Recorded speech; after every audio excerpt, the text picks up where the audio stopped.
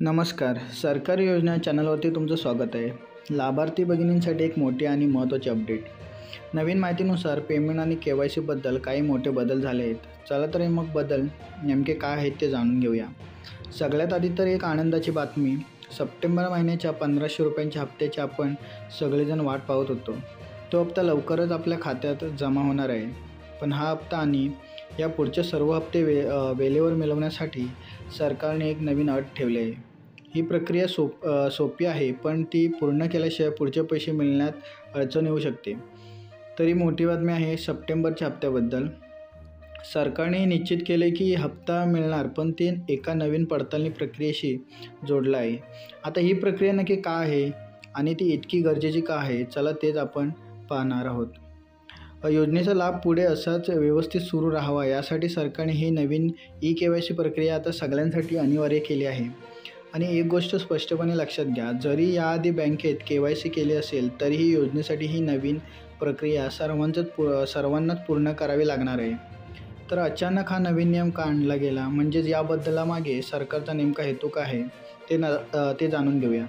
तर काही अपात्र किंवा चुकीच्या लोकांनी या योजनेचा लाभ मिळत आहे, म्हणून फक्त पात्र लाभार्थ्यांना पैसे मिळावेत आणि सगळी प्रक्रिया एकदम पारदर्शक व्हावी यासाठी ही KYC सुरू करण्यात आली आहे. तर या प्रक्रियेसाठी तयारी कशी करायची ते पाहूया. कोणती माहिती आपल्याला सोबत ठेवायची आहे जेणेकरून आपली ऐनवेळी धावपळ होणार नाही, हे समजून घेणे खूप महत्त्वाचं आहे. यातील एक चांगली गोष्ट म्हणजे तुम्हाला कोणतीही कागदपत्रे अपलोड करायची नाहीत. पण इथे स्क्रीनवर दिसणारी ही चारही माहिती आपल्याला अचूकपणे तयार ठेवावी लागेल. आणि सगळ्यात महत्त्वाची गोष्ट म्हणजे दोन्ही मोबाईल फोन आपल्या जवळच असणं गरजेचं आहे, कारण त्यावर येणाऱ्या OTP शिवाय ही प्रक्रिया पुढे जाणार नाही. आणि हा सगळ्यात मोठा गैरसमज आहे, जिथे अनेक जण गोंधळतात. लक्षात घ्या, आपण बँकेसाठी केलेले KYC वेगळे आहे आणि लाडकी बहीण योजनेची ही KYC पूर्णपणे वेगळी आहे.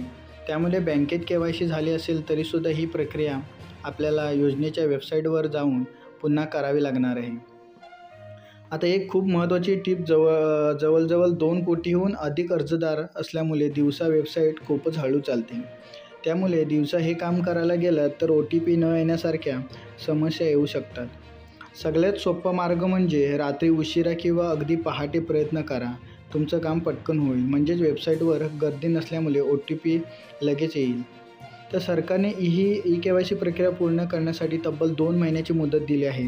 त्यामुळे अजिबात घाई किंवा गडबड करण्याची गरज नाही. पण हे काम लवकरात लवकर पूर्ण केलात तर ते चांगलं आहे. मीडिया रिपोर्टानुसार सप्टेंबरचा हप्ता ऑक्टोबरच्या पहिल्या आठवड्यात खात्यात जमा होण्याची शक्यता आहे.